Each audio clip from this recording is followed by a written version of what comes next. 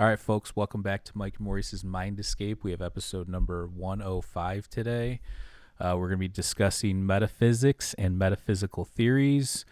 You can check us out at Patreon at patreon.com/Mike and Maurice. For $2 a month, you'll get exclusive interviews and content. Check us out on our website at mikeandmauricemindescape.com. I just updated some stuff on there. Also, we're on all social media platforms, pretty active on Twitter. Check us out on there. Also check us out if you're listening to this as an audio podcast on iTunes, Stitcher, Spotify, whatever you're listening to. Subscribe to us on there. And if you have any topic ideas or guest suggestions, shoot us an email. What's going on, man? How are you? Good. What's the good word? The good word is we are going to be discussing some metaphysics here. Nice. I see Brian Scott has joined us in the chat. How you doing, Brian? What's going on? Okay. So let's start it up here. Some people think metaphysics or metaphysical theories is specifically something absurd to think about, but it actually covers a long, broad. What were you going to say? I was going to say array of topics. So, I mean, metaphysics, what it is a branch of philosophy that studies ontology, teleology, cosmology, consciousness, causality, and things that cannot be easily quantified or observed, by our senses or science. So people that don't know what ontology is, it's the study or the theory of being. Teleology is the study of purpose. Is there a purpose? What's purpose? That kind of a thing. Obviously, cosmology has to do with study of the universe and its origins and that kind of stuff. Consciousness, I think we all understand what that is. Right. Causality, and that's pretty much the gist of that. Sounds good. Yeah, a lot of stuff that I could see how the cosmology is is that like the signs and stuff? Is that included with that, no, or that you're thinking of? That's astrology. Yeah, bro. Yeah, because a lot of people poo-poo that. Get with all right. I'm asking questions. No, cosmology is like a science-based. Right. Like, okay. We've had Brian Keating on. He's a cosmologist. We've had Jude Curvin on. She's a cosmologist.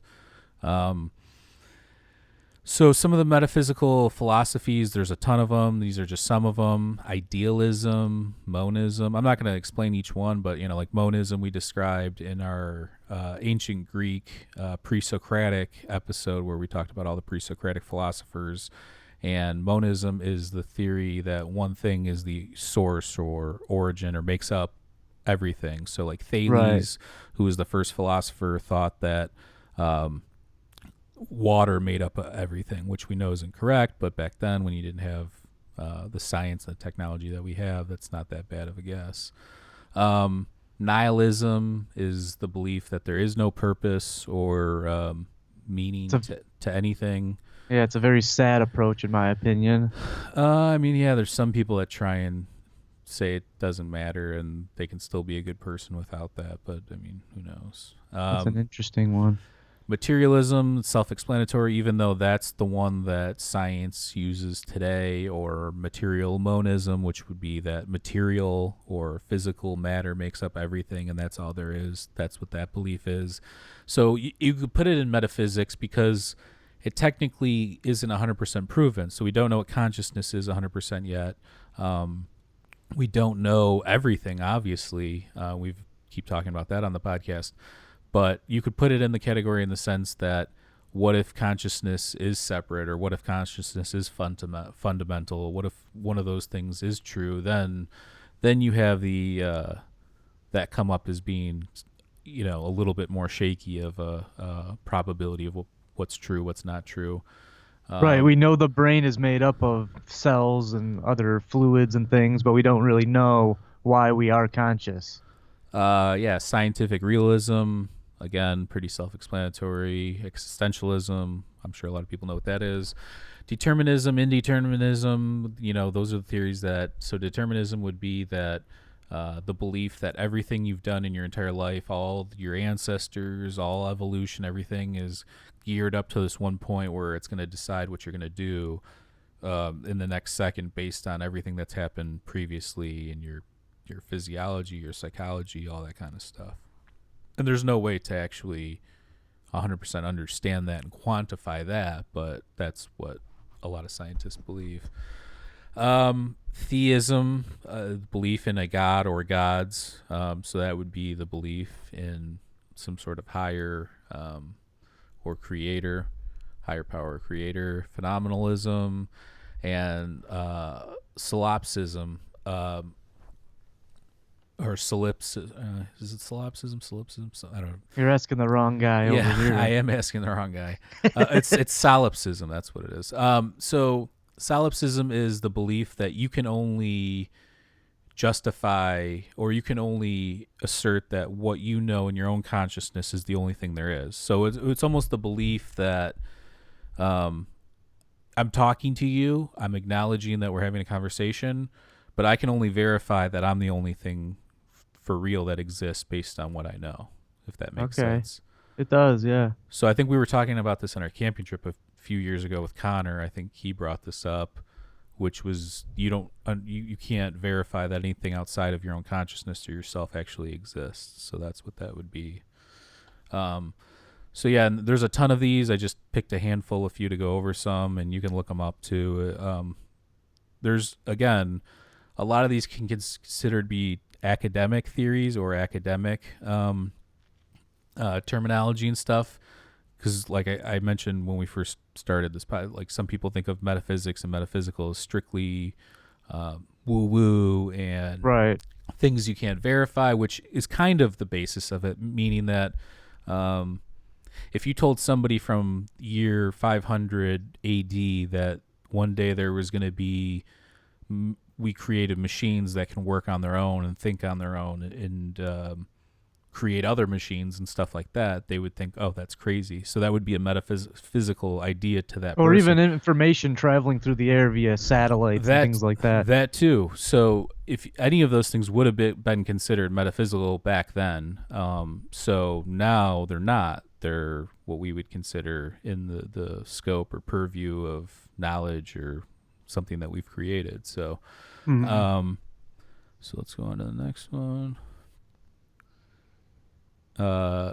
So the word metaphysical comes from the Greek term metaphysica, means or loosely translates to after the things of nature. Things cannot be currently quantified or things that cannot be quantified by material science. So again, it's something that could become true, but it currently cannot be proven by the technology and the science and observation and that kind of stuff. So again, some of the people out there that are in theoretical physics or metaphysics, those different categories, maybe some ideas or theories they have could be proven true in the future, even though it cannot be proven right now. So the academic side of it would be taking what we know and then building off that and kind of speculating, like almost like an educated guess, if you will, something along those lines. And again, it's something that could be proven, but then you can get to the more mystical, and we'll get into all that, but that's kind of what's going on there. Beautiful. Okay, so Aristotle, if you haven't, check out our ancient Greek episode on Aristotle, Socrates, and Plato. We've got a lot of good information in there. But Aristotle called metaphysics first philosophy, and he also separated the metaphysics into three categories. One would be ontology, again, the study of being. Two, natural theology, that would be like pondering God and creation and source of the natural world. And then universal science is obviously observational kind of things, more material side of things, and logic and reason and that kind of stuff. Let's see here. Yeah, I definitely think it's you gotta embrace all three of those things, Right. in my opinion. So and then you got Plato, who was Aristotle's teacher, and he created the academy where Aristotle was the top student there. Platonic idealism would relate to his theory of forms, which in itself is a metaphysical theory, because his theory of forms is that we are a replication, or we get our essence of this one true realm, or this one realm where everything gets its form from. So again, that's a metaphysical idea, because the place, this so-called true realm or whatever, would be a metaphysical realm because it can't be proven. So that's what's going on there. There's Platonic realism. And then you've got allegory of the cave, which would be, we've talked about this before. I put it in there because I like it in its context. Yeah, it's one of the best. To paradigm shifts and stuff that we think we know, and then all of a sudden your whole world's turned upside down on itself. So I guess what it comes down to with the allegory of the cave is, again, you can listen to our episode on Socrates, Plato, and Aristotle, but just a brief synopsis. These guys are chained in a cave their whole life, staring at a cave wall. The fire to their back is projecting their shadows on the cave wall. That's all they've ever seen and known their entire lives. One day, one of the guys gets out, and I've read different things. He hides in the shadows in the corner because he doesn't want to go out to the light because he sees what the light is. He eventually gets dragged out into the light, and then realizes there's this whole other world out there, which, again, is a massive paradigm shift if that's what you've been exposed to your whole life. And then he comes back to the cave, tries to explain it to the other guys. They're not getting what he's saying, and they reject his ideas and think he's lying or whatever the case may be. So, again, Yeah, it'd kind of be like if aliens came down. If aliens came down, or if some god did appear, made his presence, or right. something, whatever the case may be, some crazy thing like that would be, maybe not as crazy as that, but pretty crazy. Yeah, it's like we only know until we don't know. So there's cosmology and theoretical physics. Again, cosmology is the study of the universe, origins, all the stuff. And we've had Brian Keating on, who is a professor at University of California, San Diego, and he created an experiment, this bicep telescope, that was looking for the earliest signs of the Big Bang, or remnants of the Big Bang, which would be these gravitational waves and that kind of thing. So, it's a lot of experimental type thinking, and we've also had Jude Currivan on, who wrote the book, The Holographic Universe. Is that what it is? I gotta look it up, but the Cosmic Hologram. I'm sorry, the Cosmic Hologram, and this idea that the universe is just made up of data, information, stuff like that. Theoretical physics. There's different theories on not just the Big Bang, but then you get into the multiverse, which is pretty popular right now. Some people would even say that's maybe mainstream, but guys like Sean Carroll and stuff love that. But yeah, that would be the essence of studying metaphysics in that kind of a context. Obviously there's a lot of stuff in space in the universe that we can't easily quantify or understand, stuff like dark matter and dark energy, and we've been spending a hell of a time trying to figure it out. Right. Actually just read an interesting article that somebody's theory is that dark matter is just the information. So information doesn't just appear or whatever like that. There's some physical manifestation, which would be the dark energy, if that makes sense. Yeah, it's got to go somewhere, right? Like everybody wonders, like, where's the information in the cloud? I'm not really that tech savvy. Maybe there's a better explanation for it, but that's what That's what the theory was stating, that all that dark matter is just the information being held there. Yeah, it's weird because some of those theories collide too, or like the simulation theory. I could see how they could share some similar traits. Right. And so then we move on to consciousness and mind and matter.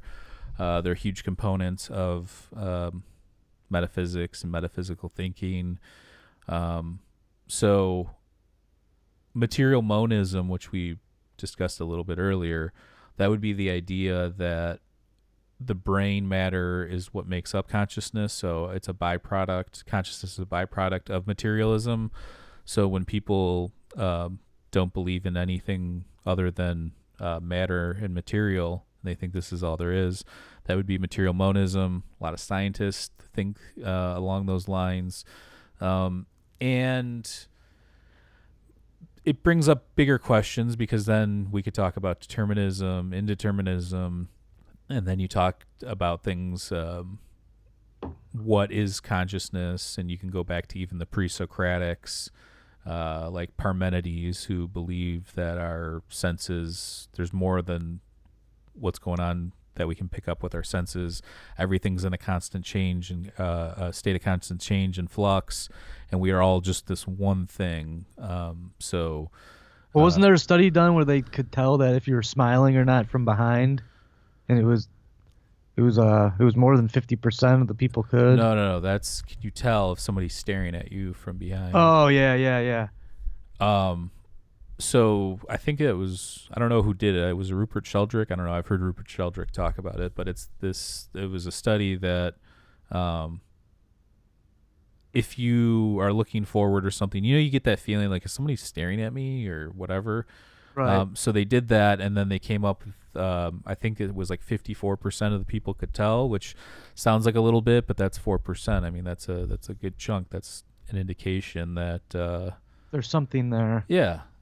And I mean, But everybody has these gut feelings, and some of us accept them more than others. But I don't know, that I definitely think that there's more out there than what meets the eye. Well, the you gut wouldn't be doing feeling's it. an interesting one too, right? Because I think most of our serotonin is contained in our gut. So that's, when you do like psychedelics or something like that.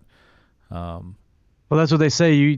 When you think and to do something like a function, that's your brain. But more of the stuff that's feeling and your feelings and emotions, that's more connected to your gut. Right. Well, I mean, I think obviously the term gut feelings there for a reason. And to be Right. honest with you, I mean, I followed my gut a few times in crazy situations where it's kind of led me in the right path. So, Yeah, I boil it back to playing poker, and I always have these gut feelings, and then I sit there and talk myself out of them sometimes, and the gut feeling was usually the right move. So whenever I play, I try and tell myself just go with the instincts. Usually, what comes right to you is always the better choice. But right. And then, you can talk about a lot of the philosophers that talked about this, kind of like Descartes, I think, therefore I am, and all that stuff. But then he also breaks down into, is our, consciousness connected to our bodies? Is it one thing, or is it, is there dualism there? And he would do these thought experiments, having to do with ways to, separate the body from the mind, and he's able to do it in some senses. Modern day philosophers would probably err on the side of that, everything's one. So let's see here. The consciousness one actually is one of the most important ones, in the sense that we don't really know what's going on fully yet with consciousness. There's ideas. Some people would say that consciousness is fundamental, or consciousness emerges from biology, or consciousness, there's biocentrism. There's all sorts of different theories.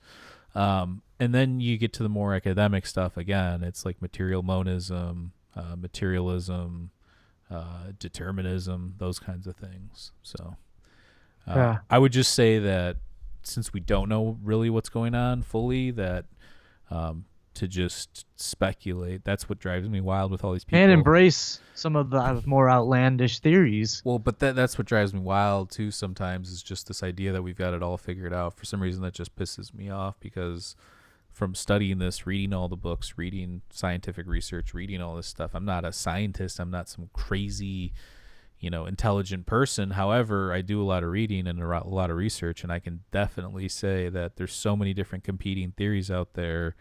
Who's right, who's wrong? It's really hard to tell. And even right and wrong is, kind of subjective, because we don't even know for sure what consciousness is and what exactly is going on. So, But that's the thing. You don't have to be the brightest mind to read some of the brightest minds, and then you can use your own judgment to see which ones seem more valid. right. Okay, so now we'll get to theism, theology, and creationism. So, again, theism is the belief in God or gods. Theology is the study of religions, that kind of thing. And creationism is the belief that there is some sort of creative force or creative being. But don't you have to believe in creatism? Because, like we were talking about in the other podcast, life started somehow, whether it be different Which one? materials coming together. Panspermia and abiogenesis episode? Exactly. But creationism is that a being. You can An intelligent mind of some look sort. it up. I'm pretty sure. Okay. Um, Because we're here, so we had to have been created somehow. right. Well, evolved. You're not really being created. You're coming to being through a process of reactions, and it starts as a single cell organism, works its way up, and then all of a sudden you're a primate. Flinging poo. Yeah. And then all of a sudden here we are. So, so I don't know. This one's interesting because I would assume that there's a lot of people that don't believe in God or don't know. And then you've got your super religious people that 100% believe in God, even believe the Bible word for word. And then there's a whole spectrum of people kind of in between. As far as what I think's going on with all this stuff, I would say that we've talked about this many times. There's no real way to know. You can say there's no God or whatever, but you don't know for sure. You can't prove it, just like I can't prove that there is 100%. So it definitely, you look online, you look on forums and stuff, and like philosophy forums and debate discussion forums and stuff like that. And it's just people just going around in circles. And of course, you can do more research and get better at debating and philosophizing and different things, and then come at people and win the debate or the argument. But are you just doing it to win the debate or the argument, or are you really after truth? And if you're really after truth, then what are you doing debating over something that you feel is wrong? You know what I'm saying? Well, ask Brian Cox. I don't have the answer. Yeah. Well, he's contradicted himself quite a bit too. Well, the further you go down the hole, you're going to have to But the contradict yourself. physicist Brian Cox, you'll see videos on YouTube where he's on Conan saying, "Oh, there's no God, there's nothing. This is all there is. We have a pretty good idea of everything right now." And then I've seen other ones where it's like, "Well, there could be, aliens out there somewhere." But so it's like he goes back and forth. And that's fine too. I love people that change their minds, but when you're so like militant, you should be evolving and changing your thoughts. But when you're so like dogmatic and militant, and you're thinking a certain way,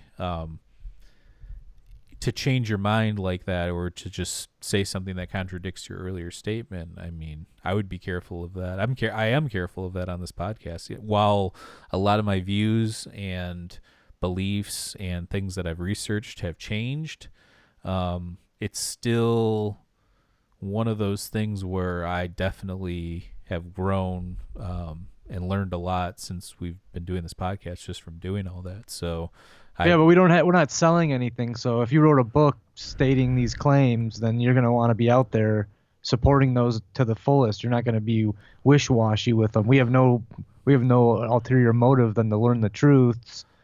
So there's no reason for us to go back and forth. We just take in what we've that's being presented to us and make the best judgments from that, you know. But that guy, Right. like, doesn't Brian Cox write books and stuff? Oh, he does these like live shows. Like, he used to be in like some rock band. I looked up a picture. It was Hey, some pretty the cheesy stuff. cosmonauts. But Maybe he was in Metaphysical Jones.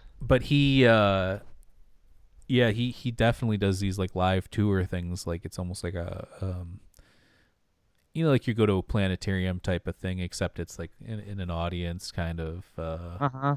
I don't know. It's like a touring show kind of a thing.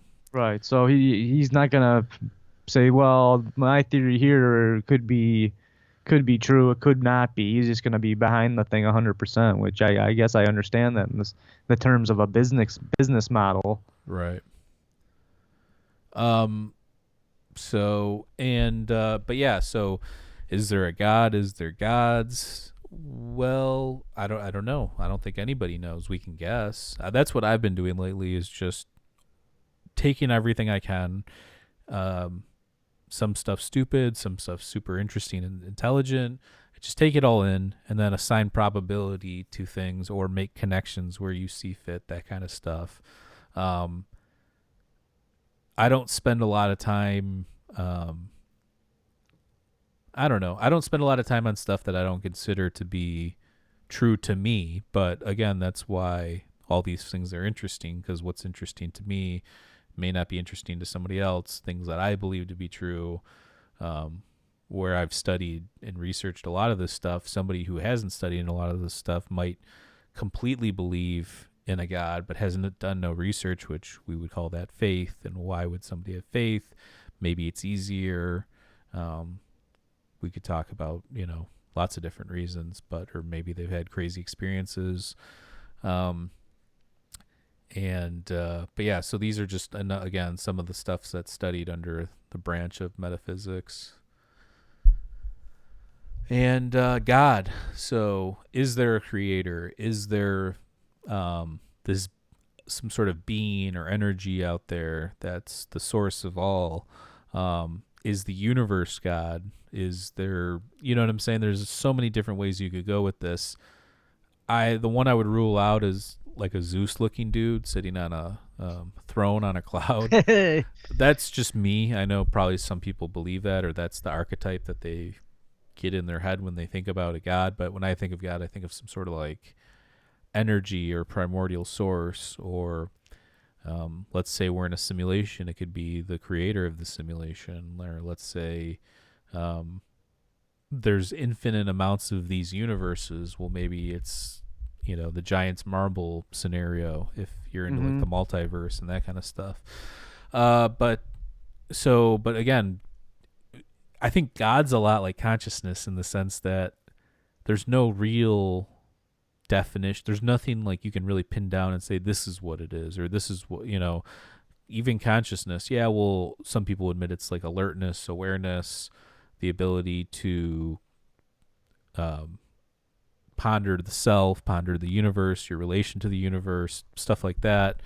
I don't know. I think that it's fine to believe in a higher power. I think it's good to believe in a higher power, actually, in some regards. I think Yeah, it that can take the burden off your shoulders at points.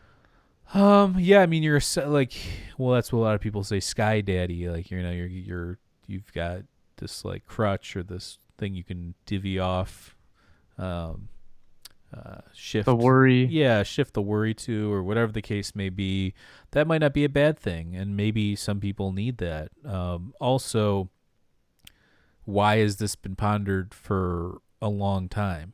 You know what I'm saying? Like, what was the catalyst for this? Was it use of psychedelic, psychoactive compounds? Was it having real mystical experiences that can't be explained? Was it all of these different things? Is our universe, or what we know about the earth, it's super mysterious, is where most people walk through their day-to-day consciousness and don't experience anything that crazy. There are people that have these crazy experiences, near-death experiences, crazy psychedelic experiences, crazy out-of-body experiences, synchronicity type things that happen that put them in that mindset, or whatever the case may be. So, I mean, what do you think about that? I think us just being alive, flying around in space is a pretty miraculous thing. Right. And I think more people should think about it, but they're all in their malls buying stuff and watching TV, and that's just the way it goes. I don't know. Eating their bonbons and Painting their toenails, no, I you think know. that But I it's don't. easy to get into that sometimes because some after a couple of episodes, I've just been thinking so hard where sometimes you just wish that you didn't crack that can open. You ever had that feeling? The ignorance is bliss motto. Of course, I think about it all the time. But Socrates once said the unexamined life is not worth living, and I kind of really hold true to that in the sense that my life's. I think I'm a better person. Actually, I know I'm a better person from having researched all this stuff, studied all this stuff. Not only have I learned a ton of things, but I've understood how people think, how people work. I feel like I'm kinder to people. I give more people the benefit of the doubt. I'm more patient. Those kinds of things. So I think that this idea that uh, studying esoteric things or metaphysical things is a bad or stupid thing. I don't think that's the case because I think it can lead you down a path of knowledge and truth if that's what you're after. And as long as you're got a level head about it and really putting in some time, I think you can get a lot out of it. Well, even the materialist the scientists should be looking at this stuff and proving it because their claims that would make their claims all the better, wouldn't it? If they could actually prove that the mind is only conscious because of the electricity firing in your brain, or if Well, dreams were only conjured up from yeah. within, things like that.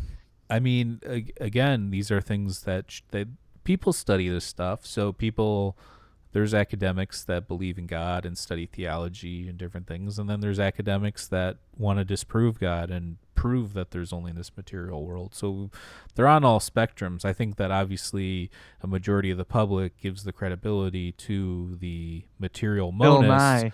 only because we it's hard to think outside. It's hard to think in metaphysical terms. It's hard to think um, about all this kind of stuff. So the harder you think about this stuff, the more time it takes. People don't have the time. They don't want to spend their time on that. They have better things to do, or whatever the case may be. So that's what it pretty much comes down to. Hmm. Life after death and survival of consciousness and NDEs. So, part of metaphysics would be like looking at what's a soul or what's spirit, or can these things be quantified, and if not, why, and stuff like that. Does our consciousness survive death, or is any part of us, our essence, something, does that survive death? I think that's one of the top questions people have on their minds since we're all going to die. Um, what it comes down to for me is what's the point? And do we assign, so like teleology again is the study of purpose. Have we assigned purpose to our own lives? Is there even a thing called purpose? I mean, that's Yeah. definitely something to think about because purpose is a funny thing. I think when you tie it to evolution, it seems like there's something there because what's the purpose of trying to survive if it doesn't mean anything? Yeah, that's interesting. I That's like where that. that's where I would go with it. What is this mechanism? Why is it evolving to survive if it means nothing or it's not going anywhere? Whereas like a Richard Dawkins or one of these material monists would say, there is no purpose. This is just a cosmic accident. This is where it's going. It has no end. It has no real meaning. That kind of a thing. Where I again would go the opposite way and say, well, this evolution theory or this mechanism in which things transform and transform into different species and genetic mutations and different things. There's got to be some sort of purpose for that. And if there's not, what does that mean? So people that have near death experiences, we've had Dr. Eben Alexander on. We've had Dr. Penny Sartori. We even had our buddy Ryan Hay on, who didn't have a traditional near-death experience, but he still came pretty close after his car accident. And from talking to them and just studying a lot of near-death experiences and listening to people that I believe are credible. There's something there, yeah. Well, my mom's had her own near-death experience, and she's really not that type of person either. And she was dead and saw her deceased father and family members and stuff like that. So these things do occur. What does it mean? I don't know. Material monists would argue, or materialists would argue, that it's your body shutting down, so there's probably some sort of endogenous release, whether it's DMT or other endogenous chemicals flowing through your body, sort of like some sort of death hormone or death process. That's what they would say when that comes to that. But other people that have those experiences, there's certain things that they mention that correlate to other things. So like in the near-death experience, people say that it's more real than real, and they don't want to come back, and they wish that they were still in that place. People that when they get back, it's almost like a massive pain and burden. Right. So people that do people that do like psychedelics, heavy doses, or let's say DMT or whatever, also say the experience is more real than real, and they enjoyed it, and it's this comforting, awesome place. Other people have differing opinions on that as well. There's bad trips and different things. But I thought that that's interesting, that both the near-death experience and the DMT realm, psychedelic realm, experiencers say that it's more real than real. And from having done psychedelics, I can honestly say that I've had a couple of those experiences myself, and they definitely do have some sort of it's almost like let's say your mind or your brain is a receiver for information. It's taking in vibrations, it's taking in frequencies. That's what's going on. When you do psychedelics, it's almost like it disables this like one, where you're getting this one signal this whole time. Now you're getting a bunch of signals, or you can choose signals, if that makes sense. Yeah, I've always been under the idea that maybe when with the release of DMT, when you're nearing your death, it might be a bridge into the next realm, if you will.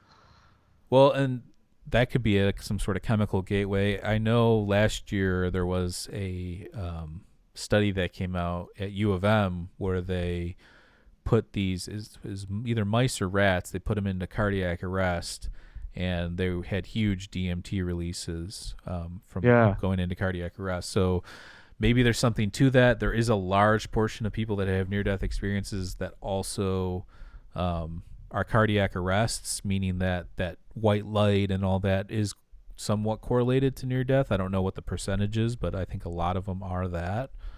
Yeah, I would love to have that Penny back. She's pretty insightful. We'll reach out to Dr. Penny and try and get her I back. also am very intrigued. I think we should be getting started on our little documentary here. I think that would be a good topic to tackle. Yeah, for sure. So let's go to the next one here. Simulation theory. So you have people like Nick Bostrom, and a lot of other theoretical physicist types that are pondering this idea of simulation theory. Elon Musk, those type of people. It's pretty popular within the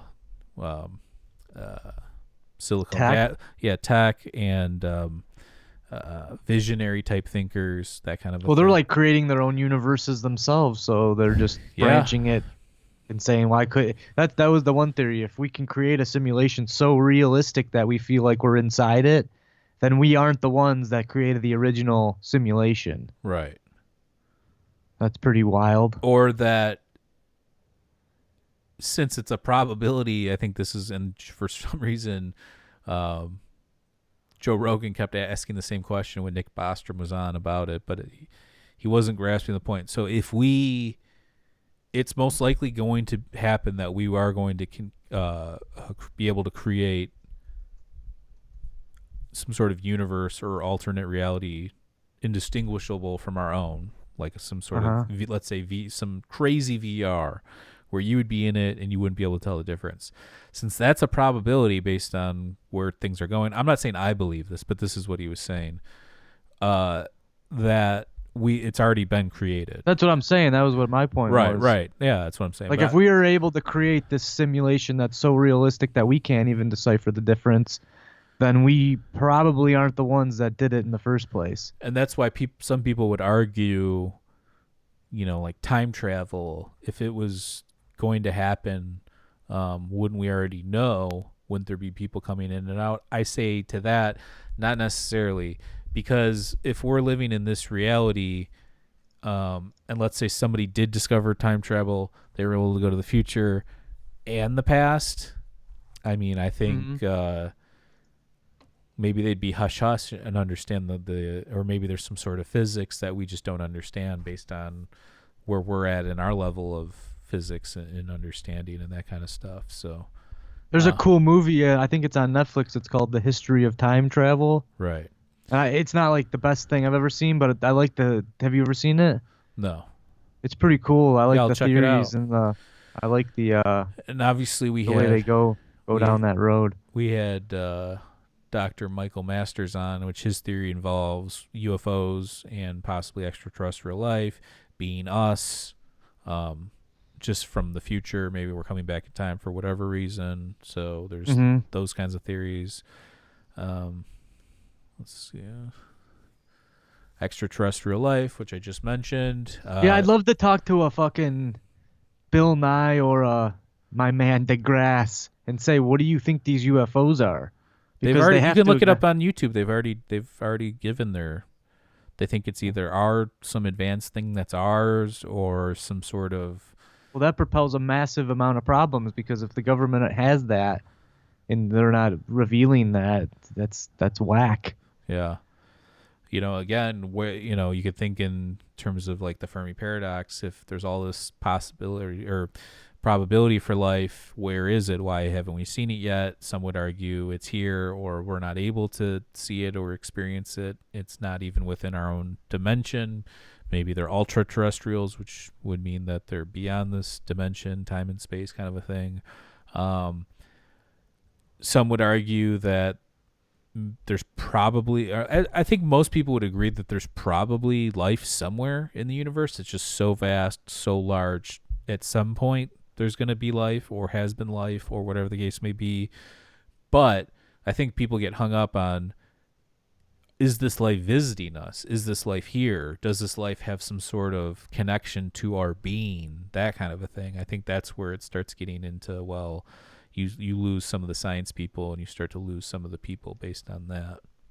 Yeah, but according to science, if this is a big cosmic lottery win for us, if you take all the other planets, it has to have happened again. Well, yeah, we're a Goldilocks planet, and we've found other planets that are in Goldilocks zones. We just have no way of getting there other than getting good telescope pictures of them and that kind of stuff. Yeah. So non-material life, again, like ultra terrestrials or something that's not, we've talked a lot about UFOs and aliens and what they could be, what they possibly are. Some people suggest that there's both physical aliens and non-physical aliens, or there's these UFOs are either physical or maybe even non-physical.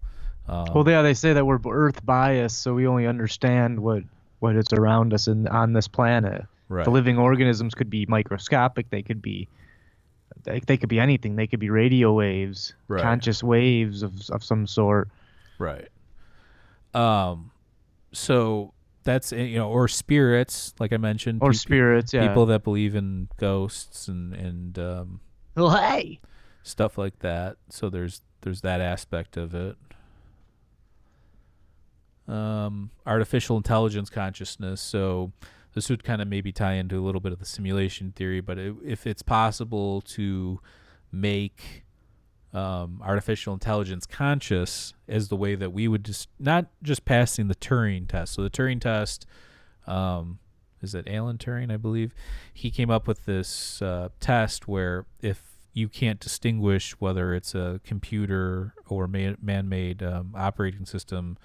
If you can't distinguish whether it's a person or a computer, then that means that it's passed the Turing test, and it's not necessarily conscious in the way that we see conscious, but it just passes the test. So an example would be if you've ever seen Ex Machina. Obviously, Love that film. they, not to spoil it, but Whoa. that AI would pass the Turing test. Artificial intelligence is a weird thing. Again, if you were to explain that to somebody a couple thousand years ago, or even a few hundred years ago, the level that it's at, they would assume that it's a metaphysical theory or idea. The psychedelic realms. So you have a lot of people that discuss metaphysics and psychedelics, especially since now psychedelics has this renaissance going on. Lots of research, lots of academics taking a look at it. You also have a lot more people with access to a lot of this stuff, so you see a lot more psychonauts out there these days, being their own alchemists and different things. And for the psychedelic realms, it's interesting. So people that go down and do ayahuasca ceremonies, a lot of them have these archetypal experiences with jaguars and rainbow serpents and Pachamama and Mother Earth and all these different things. Quetzalcoatl. Quetzalcoatl for Tom Lane and his research into the sacred mushroom rituals. Check out our episodes on that if you're interested. We did one on Mesoamerican metaphysics. But so the psychedelic realms, again, interesting one for sure. You've got the DMT realm too, where people that smoke it, and it seems like it's a completely different experience than the people that do the ayahuasca ceremonies in terms of visuals and things like that. Similar with entities and certain things like that. I just think one's way more of a potent blast than the ayahuasca. Yeah. It's like, exactly. It's like taking a dab versus maybe eating an edible or even just hitting a bowl or something. Yeah. Anytime you do anything that's an extract, it's going to be far more intense. 10 times. So psychedelic, people talk about like tryptamine palaces and all these different crazy things. These, whether it be interdimensionals, we've had Dr. Andrew Gallimore on, so he's discussed his theory with alien information theory, that when you smoke DMT or you do DMT, you are in contact with these entities. These entities could be interdimensional. They could be within this universe, possibly. We're encountering them through quantum entanglement. So there's a lot of stuff having to do with that. Again, the idea that these realms are more real than real correlates to the near-death experience in that way. So again, we've interviewed enough people now where more real than real seems to be a common theme between near-death and psychedelics, especially DMT. The psychedelic entities, are they manifestations of our subconscious? Are they possibly separate, from us? Are they external? Is it something that we see once the pareidolia of our minds lifted, once we use these substances? Again, there's no way to really quantify that right now, other than we know a lot of people are having these experiences and reporting similar things. So even if you were to say it was our imagination or something like that, why are there these archetypes or why are people seeing similar things? Yeah, that's would a be weird my one. question. We're all different. We've all had different backgrounds and upbringings, and we've all watched maybe similar TV or things like that. But again, But this is coming from all over the world. Right. Like our one buddy we're talking to is in Australia, and yeah, people Australia, Britain to Eastern Europe. We've talked to a lot of different people from all over. So, and there's definitely a common thread that they all kind of share with their Right. experiences. So then there's parapsychology and the paranormal. So you've got people like, again, Dean Radin, Rupert Sheldrake, people that are doing studies into things that other people would consider magic or woo-woo or whatever, but there is some validity to it. There are results. There are, things that come back. I would think that if there was nothing there, the people that were researching this would either drive themselves crazy at some point or start to believe. And I feel like a lot of some of the again, the Dean Radins and the Rupert Sheldrake's, they're believing based on what they've been seeing or what they've experienced and collected data-wise and stuff like that. Paranormal, do I believe in ghosts? I don't know. I believe that, when you're running up the stairs when you're a kid and you're in darkness, your mind does play some tricks on you. You think somebody's chasing you, or there's a presence The dragon's there. lair. There's a presence down there, or there's some presence there. So even in the dark sometimes, if I walk to the kitchen in the middle of the night, get a water or something, you feel maybe a little bit of breath on the back of your neck. You go, what's going on? What's going on there? But again, is that a trick of the mind? I've been studying the mind a lot, and the mind's a powerful thing. I think you can convince yourself of things that are not there. But I also think that if there is more dimensions or more than meets the eye in terms of our senses, we can only see a spectrum of what's actually out there. I like to break it down like this. Do you believe your cell phone's getting a signal from a satellite? And if they say yes, then why can't there be other signals that we just aren't aware of yet? Oh, there is. Can you see ultraviolet light? No, right. But it gives you cancer. Yeah, and there you go. You know what I'm saying? I'm just saying these people that argue with people about there being, no metaphysical stuff, it's pretty apparent that there is stuff that was metaphysical at one point. Now because we've had a Tesla come out and help us understand these waves, now it's just common science. Right. So, and again, it's these things could be proven in the future by the gaps and the holes in what we know now, and maybe not. Maybe we'll learn for sure in the future that some of these things were wrong. I don't know the answer to that. I know in the past there's been some big people or some people that took some big swings at what they thought. Some of them came true, some of them didn't.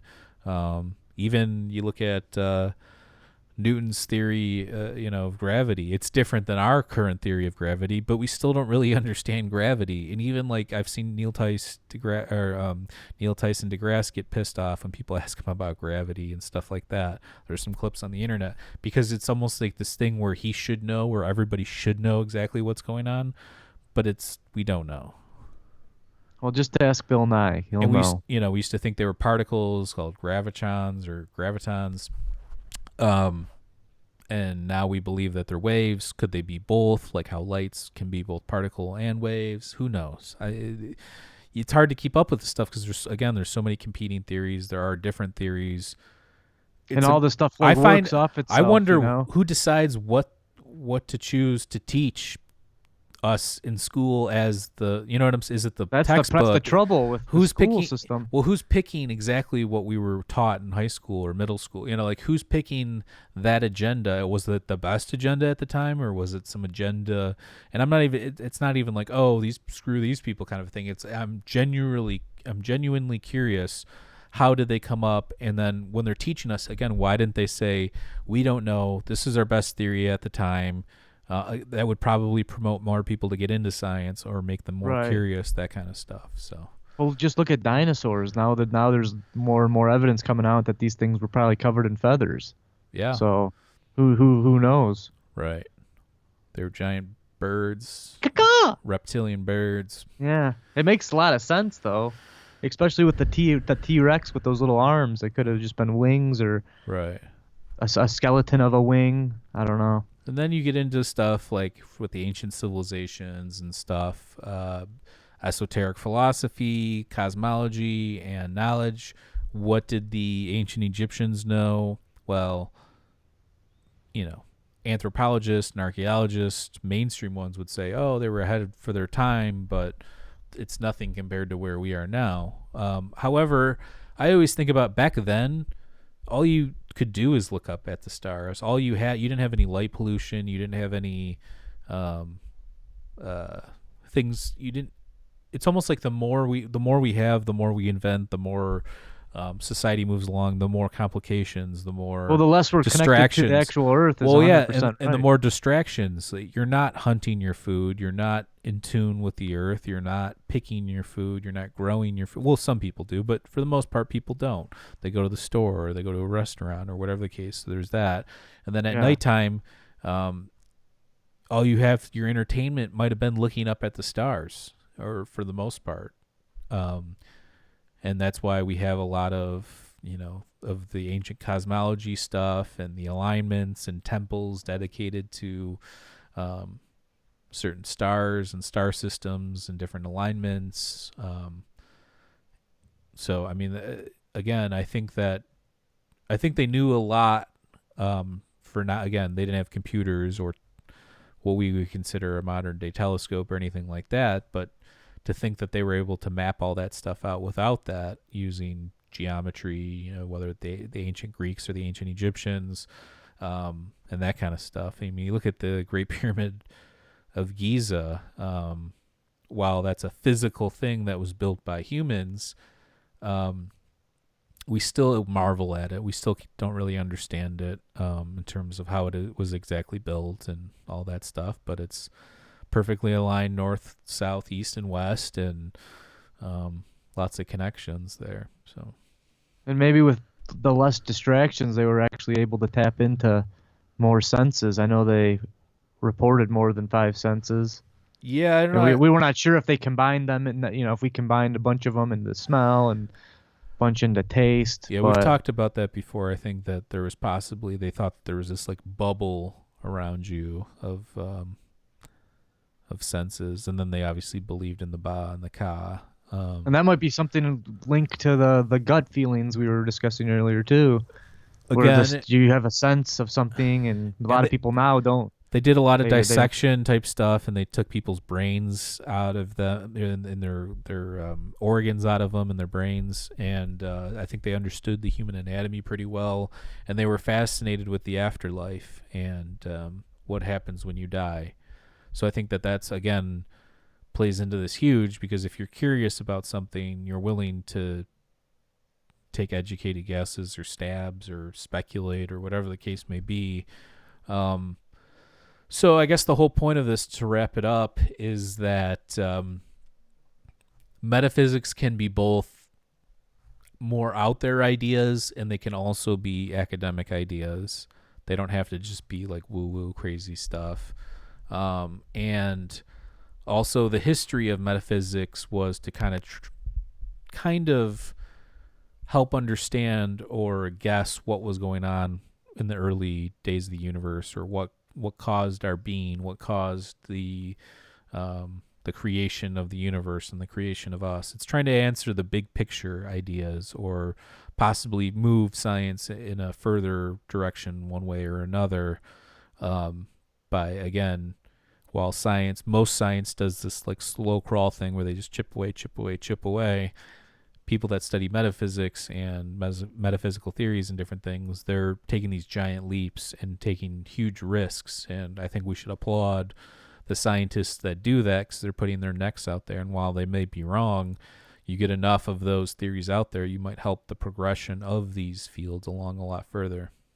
Yeah, when you think outside the box, that it drives whatever art, science, whatever is behind it. I mean, look at all the good bands that we love, Led Zeppelin or Jimi Hendrix. These guys they were taking the previous knowledge and pushing it to a whole new level.